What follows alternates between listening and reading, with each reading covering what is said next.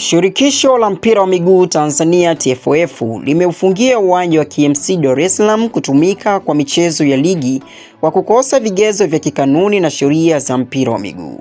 Miundombinu ya uwanja huo haikidhi matakwa na kanuni kama ilivyoainishwa kwenye masharti ya kanuni ya leseni za klabu.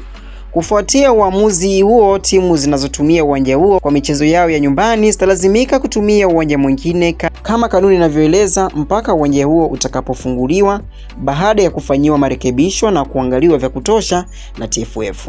TFF inazikumbusha klabu zote kuendelea kutunza na kuboresha miundombinu ya viwanja. Una mtazamo upi ndugu mtazamaji wa Varado Online TV zidi ya taarifa hiyo ambayo nimekwenda kuletea kwa siku ya leo? Hilo ndilo tamko lililotolewa na shirikisho la mpira wa miguu kutoka hapa nchini Tanzania kwamba timu zinatakiwa ziwe na uangalizi wa kutosha zidi ya viwanja ambavyo pengine vinakuwa havina vigezo vinavyoweza kukidhi, kama kiwanja cha KMC ambacho kinapatikana Dar es Salaam kimefungiwa kwa muda kutokana na kuwepo na kasoro baadhi katika uwanja huo.